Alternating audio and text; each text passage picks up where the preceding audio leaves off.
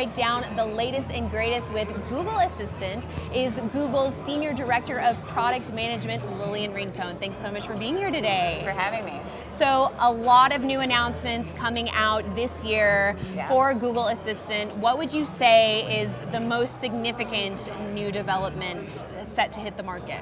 Yeah, so I think one of the hero features I think that I'm most excited about is something that we're calling Read It Now.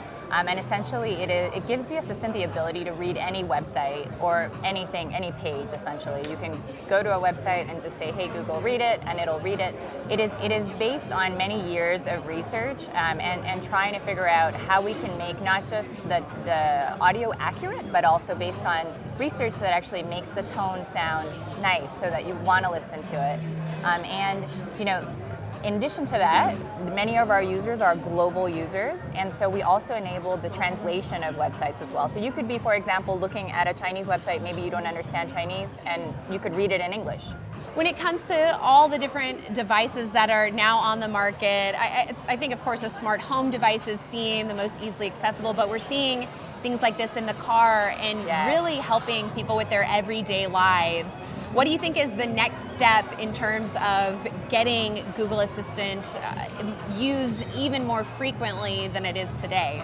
Yeah, you know, so I think this is the third year actually that we've been here at CES. The Assistant is about just 3.5 years old, and I think in year 3 we're doing a lot of reflecting. You know, in the very beginning of the product, people were coming to us because it was this sort of novel thing, right? Oh, it's this thing that I can put in my house that I can talk to. And we were implementing a lot of really, you know, very innovative features, but what we're seeing now in year 3 is people are coming to us every day for the more indispensable, like more toothbrush use cases that you see. And so, for example, even behind us here, you know, 2 of the new things that we announced this year were about things that happen in the home that people actually do. So this idea of like a digital sticky note, which we're calling household notes. So you no longer need paper sticky notes all over your house, you can just use your voice and leave a note for everyone. And the other one is, I don't know if you remember this, but back in the day, we used to have speed dials on phones, so we're bringing that back. So you can have, you know, very easily anyone in the house can call people. So little tweaks like this, less about, you know, these crazy new innovative things, although we do have things like translation and the Read It Now thing, but more really thinking about what are these everyday toothbrush things that really matter to people.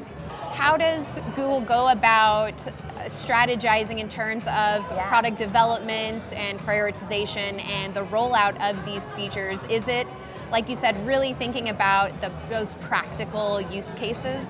Yeah, I think for every team it's different. I think at the phase at which the Assistant is now, you know, going into the 3rd year, we have enough learnings now where we can look at how are people using the product. In addition to that, we do a ton of user research where we talk to people all over the world to get a sense of what's actually important to these people, right? What are gaps that they're having in their everyday lives where an assistant that, you know, intends to be the best way to get things done, how can we get that to help them? Right, and then obviously Alphabet is a massive organization with its hands in a lot of different areas. But how does Google Assistant really fit into the overall roadmap, would you say, for Alphabet this year?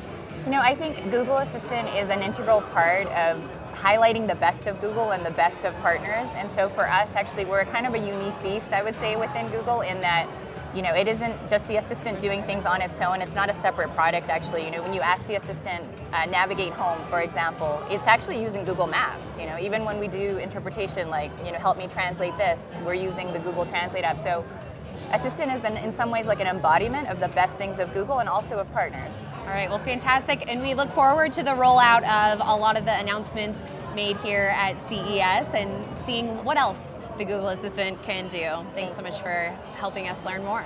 Thank you. All right, and you can check out more of our CES coverage at investors.com/CES.